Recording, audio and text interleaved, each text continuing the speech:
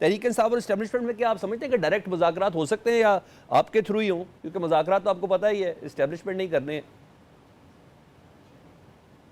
دیکھیں بات یہ ہے کہ جو بات ڈاکٹر صاحب کر رہے ہیں نا اور جو بات علیمہ خان صاحبہ نے کی ہے وہ بالکل متضاد ہے دو چیزیں.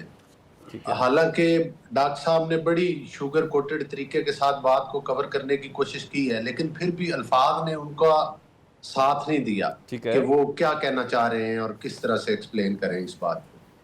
دیکھیں بڑی سمپل بات ہے کہ سب سے پہلے تو جو اسٹیبلشمنٹ کی طرف سے انہیں جواب ملا ہے ایک بات تو بڑی کلیئر ہو گئی. یہ جو کہتے ہیں کہ ڈٹ کے کھڑا ہے کپتان ڈٹ کے نہیں کھڑا.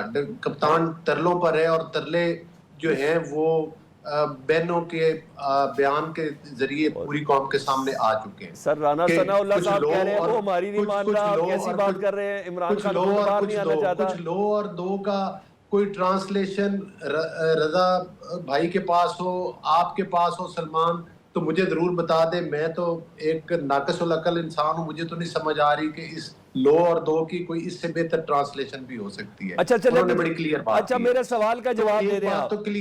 ایک بات تو کلیئر ہے کہ یہ این آر او مانگ رہے ہیں. دوسری بات یہ ہے کہ یہ پہلے کہتے تھے ثبوت لائے، آج سزائیں بھی ہو چکی ہیں. ٹھیک ہے. اور اس کے بعد اور بھی مزید سزائیں ہوں گی. ظاہر ہے کہ جس بندے نے جو کیا ہے وہ مطلب ظاہر ایسے ہی لینی ہے سر، ویسے 2/3 اکثریت ایسے ہی لینی ہے علی بھائی، ان سزاؤں کے بعد لینی ہے. سیاسی چیزوں سے ہٹ کے پی ٹی آئی کو نون لیگ یا پیپلز پارٹی نے مشورہ دیا تھا کہ آپ اس طرح کی واردات ڈالیں.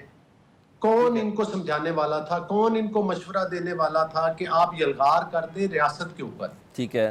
اس سے بھی نہیں سیکھے. سنیں جس طرح سے امین گنڈا پور اور پوری کے پی کے کی حکومت کے ذریعے یہ 2 دفعہ انہوں نے اسلام آباد کے اوپر چڑھائی کی ہے، وہ کون سا جمہوری طریقہ تھا؟ ٹھیک ہے. مطلب آپ کیل والی لاٹھیاں لا رہے ہیں، ساتھ آپ آنسو گیس کے شیل لا رہے ہیں، ہم سوالوں پہ آئے نا. ساتھ آپ حملہ آور ہو رہے ہیں. یہ ریکارڈ کا حصہ ہے. جو لوگ علی گور صاحب سوالوں پہ آتے ہیں. یہ ساری چیزیں ہسٹری کا حصہ ہے، ہم یہ چیزیں بہت بار آپ سے سن بھی چکے، یہ سوال بھی کر چکے. کوئی کنسٹرکٹیو اپروچ بنائیں. مجھے ذرا تھوڑا یہ بتائیں، مخصوص نشستوں کے فیصلے پر عمل درآمد نہیں ہوا، اوکے، اب 9 مئی میں نااہلیوں کا امکان ہے، کیا حکومت ایسے لے گی 2/3 اکثریت؟ یہ بتائیں، کوئی کانسیپٹ کر دیں.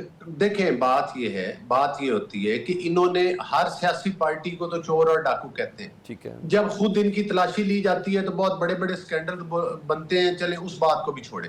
مجھے یہ بتائیں کہ جب انہوں نے جا کر میڈیا ٹاکس میں کھڑے ہو کے اچانک گلے میں ڈھول ڈال کے کہا تھا کہ ہم مذاکرات چاہتے ہیں سیاسی پارٹی کے ساتھ، ہم نے دروازے کھولے، مذاکرات کی ٹیبل پہ بٹھایا، ان کے کہنے پہ ان کو بٹھایا، ٹھیک ہے، ویلکم کیا. اسی مذاکرات کی میز سے یہ بائی کاٹ کر کے اٹھ گئے. حوصلہ ان کا اتنا ہے.